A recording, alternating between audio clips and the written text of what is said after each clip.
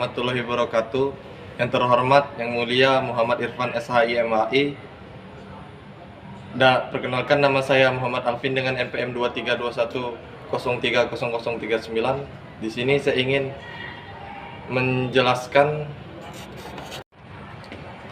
fikih siasah, membahas aturan, prinsip, dan kebijakan yang mengatur hubungan antara pemerintah dan masyarakat berdasarkan syariat Islam.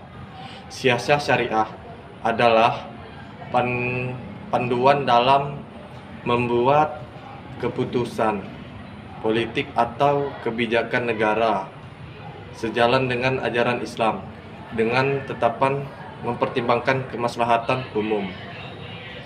Dasar hukum Al-Quran, fikih diasah dan siasah syariah, sesungguhnya hanya Allah menyuruh kamu berlaku adil dan berbuat kebajikan. Surah An-Nahl ayat 90. Ayat ini menunjukkan pentingnya keadilan sebagai prinsip utama pemerintahan dan pemimpinan Islam. Sesungguhnya orang-orang yang berlaku adil kelak pada hari berhenti berada di atas mimbar dari cahaya di sisi Allah. Contoh di Indonesia, fikih siasah dan siasah syariah. 1. Pengelolaan zakat dan wakaf. 2. Musyawarah dalam pengambilan keputusan. 3. Siasah maliyah adalah cabang ilmu dalam politik Islam yang fokus pada kebijakan keuangan dan ekonomi dalam pemerintahan berdasarkan prinsip-prinsip syariat Islam. Jadi, siasah maliyah adalah kebijakan pengelolaan keuangan negara dalam Islam. Dinamika politik Islam merujuk pada pengembangan dan perubahan dalam praktik politik umat Islam dari masa ke masa. Selanjutnya, dasar hukum dan hadis di tasah maliyah dan dinamika politik Islam. Amanah dalam pengelolaan harta negara. Sesungguhnya Allah menyuruh kamu menyampaikan amanat kepada berkenan. Surah An-Nisa ayat 58. Ayat ini kepemimpinan dan keadilan. Sesungguhnya Allah menyuruhmu berlaku dan berbuat baik. Surah An-Nahl ayat 90. Ayat ini mengajarkan prinsip. Contohnya yang ada di Indonesia, siasah maliyah dan dinamika politik. 1. Perbankan syariah dan keuangan Islam. 2. Konsep siasah maliyah diterapkan melalui perbankan dan lembaga keuangan syariah. 3. Ketatanegaraan dalam sejarah Islam merujuk pada sistem dasar hukum Al-Quran dan hadis. Ketatanegaraan dalam sejarah Islam.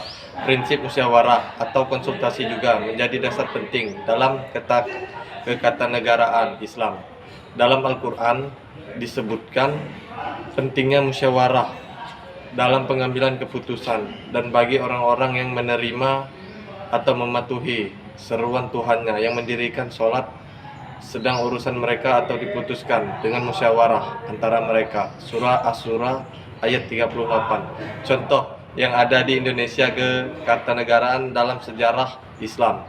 Kerajaan Samudra Pasai abad ke-13. 4. Pengertian konsep penting dalam sejarah Islam. 1. Tauhid, pengertian konsep keesaan Allah yang merupakan inti ajaran Islam. Ini menegaskan bahwa hanya ada satu Tuhan, yaitu Allah yang layak disembah. 2. Sunnah, pengertian ketindakan, perkataan, dan persetujuan Nabi Muhammad SAW. Sunnah adalah sumber kedua hukum Islam setelah Al-Quran. Dasar hukum dalam Al-Quran dan hadis. Al-Quran hukum sosial seperti larangan riba. Surah Al-Baqarah ayat 275-279.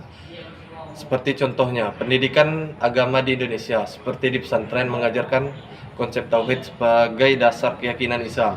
Pemahaman tauhid menjadi inti dalam pengajaran akidah yang mengajarkan bahwa Allah adalah satu-satunya Tuhan yang layak disembah dan semua amal harus diarahkan hanya kepadanya. 5.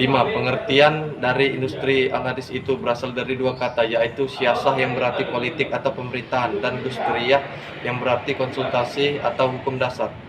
Dasarnya hukum Al-Quran dan hadis siasah dustriyah. Surah An-Nisa ayat 4-58. Sekian penjelasan dari saya akhiri. Wassalamualaikum warahmatullahi wabarakatuh.